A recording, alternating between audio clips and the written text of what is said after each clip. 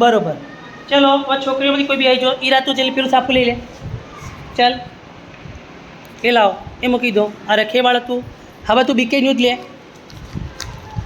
ચાલો ઈરા વાંચો.